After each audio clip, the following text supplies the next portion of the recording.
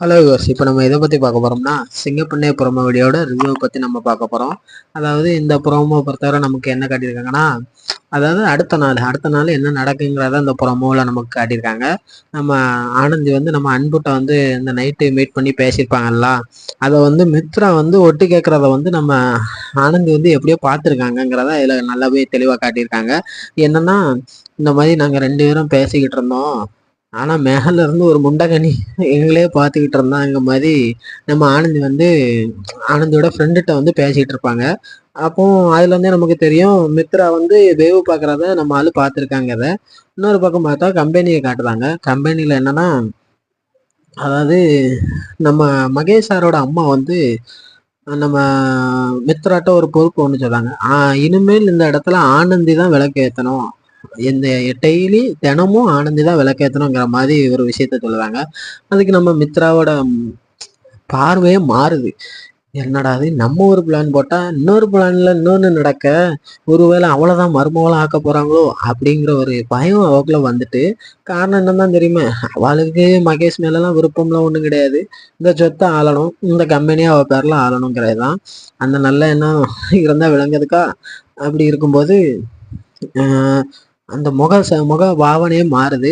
அப்போ நம்ம மகேஷோட முகமும் ஒரு ஒரு புன்னகைப்போடு மாறுது. என்ன காரணம்னா, என்னடா அது நம்ம அம்மாவாடி இப்படி மாறிட்டாங்களே அப்படிங்கிற மாதிரி யோசிக்காங்க. ஆனா உண்மை என்னன்னா, நம்ம மகேஷோட அம்மா வந்து வேற ஏதோ ட்விஸ்ட் எதிர்பார்க்காங்க, வேற ஏதோ பிளானோட தான் இவ்வளோத்தையும் பண்ணுவாங்கங்கிறத நம்மளால புரிஞ்சுக்க முடியும். ஏன்னா சடக்குன்னு யாருமே இந்த மாதிரி மாற மாட்டாங்கங்கிறது நமக்கு தான் தெரியுமா. ஏன்னா அதுக்கு முன்னாடி என்ன நடந்ததுதான் நமக்கு தெரியுமா. ஆனந்தி உங்க வீட்டில தான் வாழ்ந்தாங்களா இருக்காளே இப்படி இப்படின்ட்டு அன்புட்ட அம்மாட்ட வந்து ஒரு நைஸா ஒரு பிட்டை போட்டு அங்க ஒரு போர்க்களத்தையே உண்டு பண்ணவங்க தானே அவங்க. அப்படி இருக்கும்போது இன்னொரு இன்னொரு பக்கம் நம்ம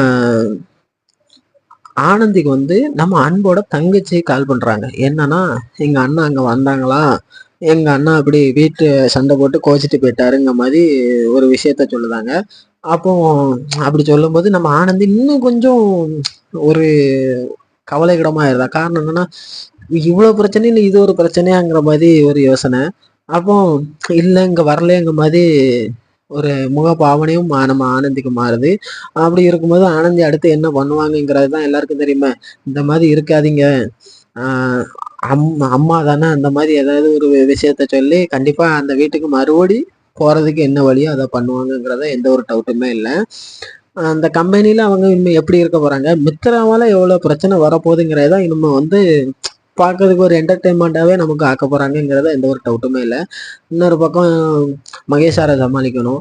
இன்னொரு பொறுப்பு ஆனந்திக்கு என்னன்னா, தன்னோட அக்கா கல்யாணத்துக்கு இவ வந்து பணம் ஏற்பாடு பண்ணி தாரேன்னு ஒரு வார்த்தை ஒன்று விட்டாங்க.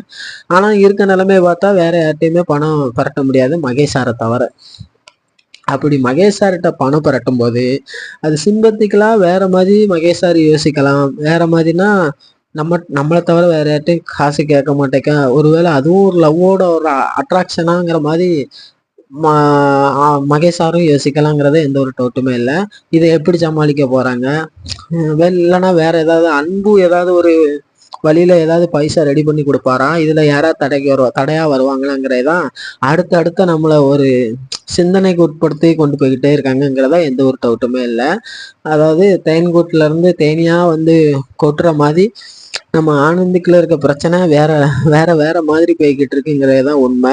எந்த பக்கம் பார்த்தாலும் கண்ணி வெடி வைக்கிற கதையா நம்ம ஆனந்தியோட நிலைமை போயிருக்கு. இதெல்லாம் எப்படி சமாளிச்சு ஒரு சிங்கப்பெண்ணா தனியாலாம் எப்படி சமாளிச்சு வராங்கங்கிறதுதான் இந்த சீரியலோட பெரிய ஒரு பலமாவே இருக்கு.